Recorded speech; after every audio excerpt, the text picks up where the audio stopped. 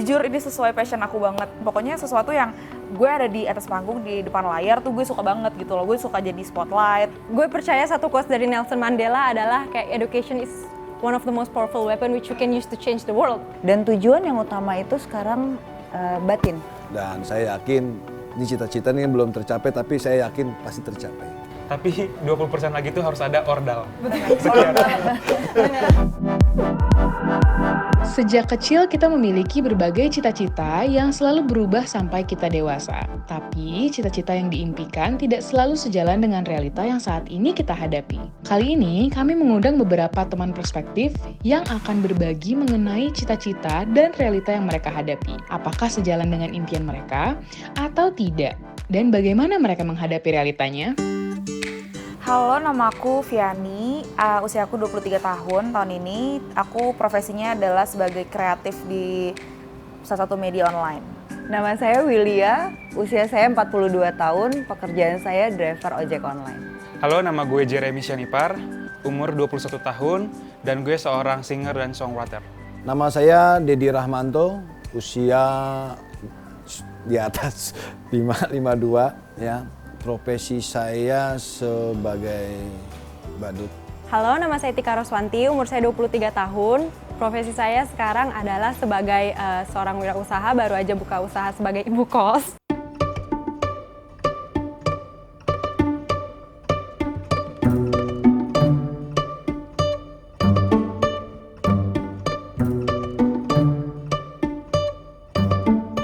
Aku dapat pemadam kebakaran.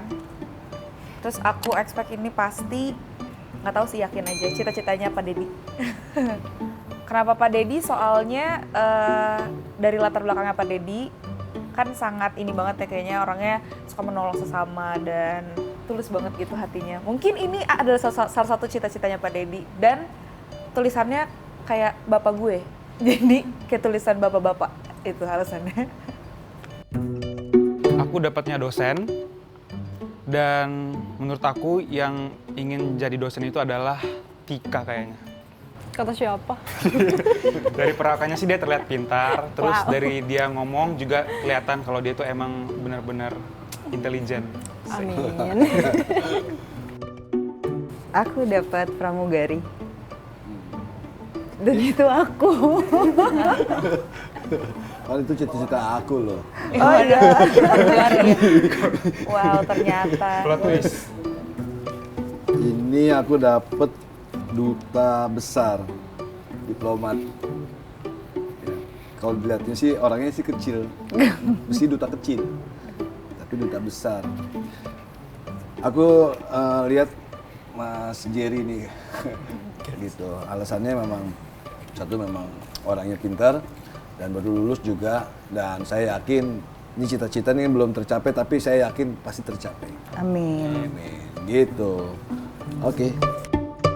Aku dapat entertainer atau host TV. Aku tebak kakak ya. Alasannya kayaknya ini sebuah passion yang sangat terpendam. Makanya sekarang kerja juga di media untuk mengejar impian sebagai entertainer atau host TV tersebut. Kayaknya. Boleh juga.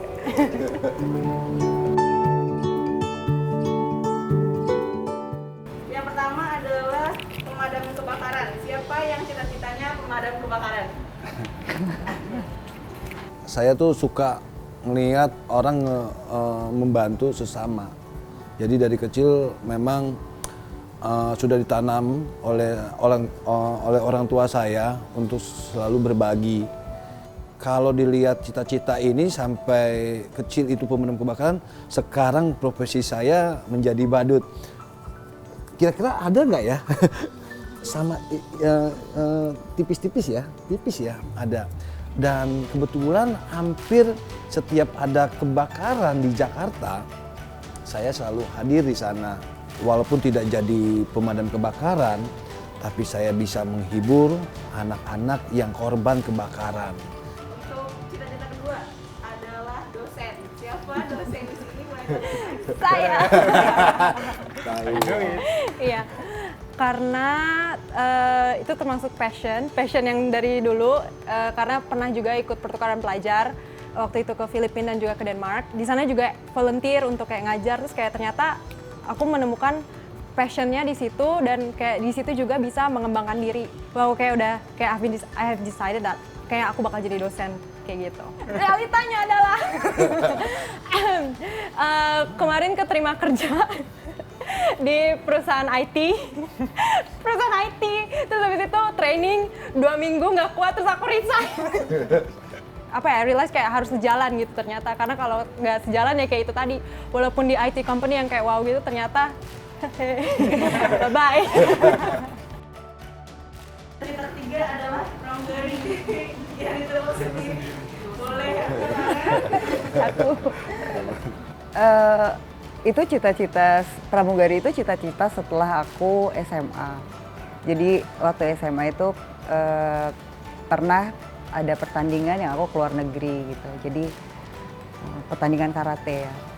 Terus pramugarinya itu langsing, tinggi gitu, cantik. Itu bagi aku tuh saat itu wow banget. Tapi cuma sekedar itu aja, maksudnya sampai situ aja, nggak berlanjut sampai dengan sekarang. Dan realitanya sekarang aku tukang ojek. Gak apa-apa mulia. Keempat adalah duta besar. Boleh angkat tangan duta besar. That's me. Jadi tuh awalnya aku itu bermula pas SD itu karena sering main monopoli. Wow. Sumpah. Jadi kan kayak keliling dunia kan. Oke. Itu aku sampai ngambil jurusan kuliah itu yang mengarah ke sana, itu International Relations.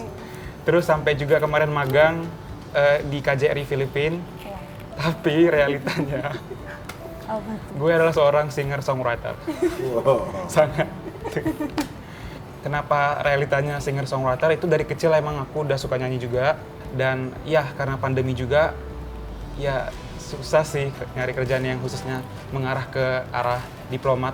Tapi aku yakin suatu saat aku bakal mencapai. Banget. Oke. Cerita terakhir adalah host TV atau entertainer. Saya. Kayaknya udah jelas ya.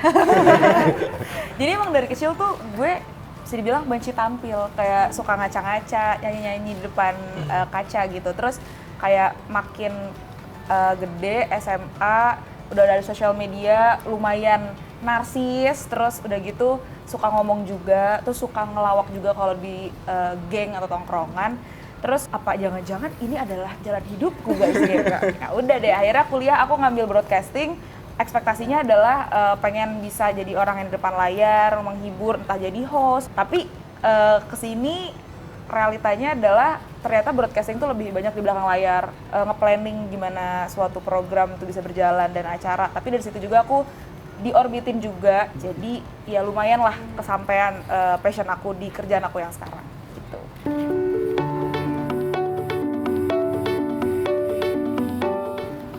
Saya selalu yakin sesuatu yang kita yakinin ini Takut deh. ini tidur. Ini kan lemes kan? Yang coba Iya. Mbak Lia pegang. Lemes Iya, banget kan? iya. Tapi kalau kita yakin ini bisa berdiri, ini bisa berdiri. 1, 2, 3. Berdiri.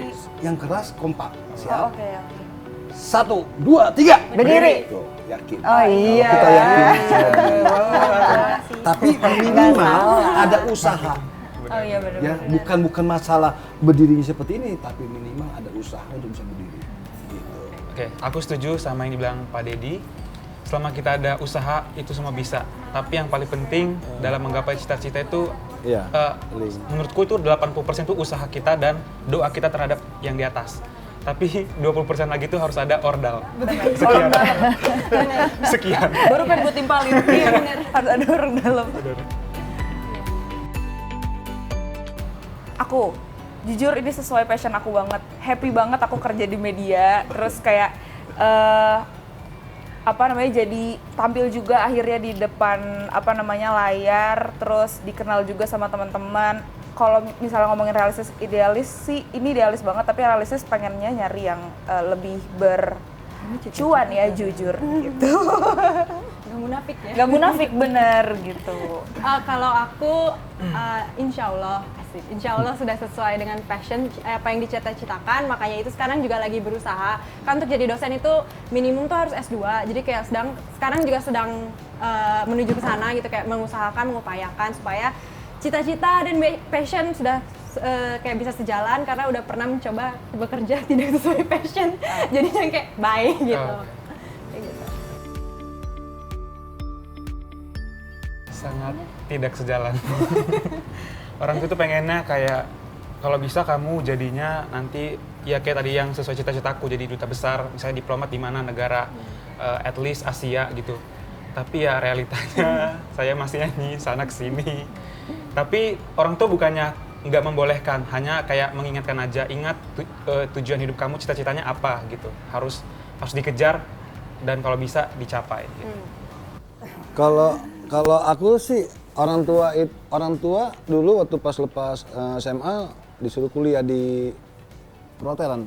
Bokap sendiri sempet kecewa pas gue nggak mau di hotel, kerja di hotel. Dia lebih senang kerja di hotel karena keluarga besar itu banyak kerja di hotel.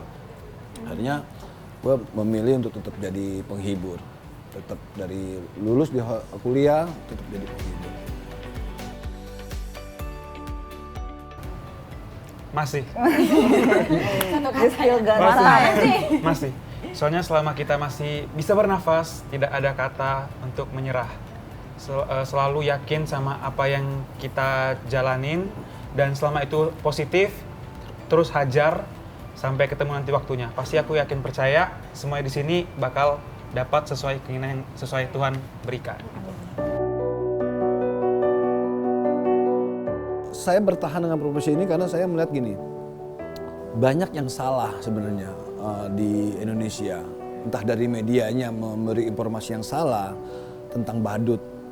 Karena banyak yang orang melihat badut ini yang pakai topeng, joget-joget di pinggir jalan itu badut. Ternyata bukan, ternyata badut itu yang bermake up. Nah, sampai sekarang saya bertahan dengan profesi ini, saya memberikan mengedukasi ke semua masyarakat melalui media, memberi informasi. Ini bukan badut, ini badut, ini badut. Kalau hampir semua ke dunia perbadutan saya memberikan suatu pelajaran bahwa badut ini bukan pekerja, tapi profesi yang memang jadi kalau mau jadi badut ya harus belajar dulu, sama dengan menjadi dokter. Pokoknya sesuatu yang gue ada di atas panggung, di depan layar tuh gue suka banget gitu loh. Gue suka jadi spotlight gitu, dimana gue bisa express diri gue dan orang tuh ngeliat ke gue, pay attention ke gue gitu. Kalau dibandingkan dengan profesi sekarang sebenarnya jauh ya. Di samping uang, di samping penghasilan, motivasi aku adalah anak-anak. Dan tujuan yang utama itu sekarang batin. Gitu. Aku merasa sangat bermanfaat, terutama untuk teman-teman driver, aku bisa berbagi gitu ya. Terus aku bermanfaat membahagiakan orang lain gitu. Gue percaya satu quotes dari Nelson Mandela adalah kayak education is one of the most powerful weapon which you can use to change the world. Asik. Jadi yang kayak dari situ kayak menurut gue kayak dengan kita mengajar, kita berbagi ilmu, itu kayak menurut gue juga itu sebuah tabungan untuk akhirat gue nanti. Karena ilmu semakin banyak ilmu yang gue bagi ke orang-orang, semakin ilmu gue dipakai orang-orang, semakin banyak pahala gue insya Allah yang akan menjadi sebuah tabungan di akhirat gue nanti gitu. Harus cuan. Biar kita semangat jalanin hidup, tapi bukan berarti cuan segalanya ya. Kita harus juga mikirin keluarga kita, kebahagiaan kita, jangan karena cuan, tapi kita nggak suka, kita ngelakuin itu, jadi kita stres, tapi tetaplah nomor satu itu kebahagiaan, nomor dua cuan.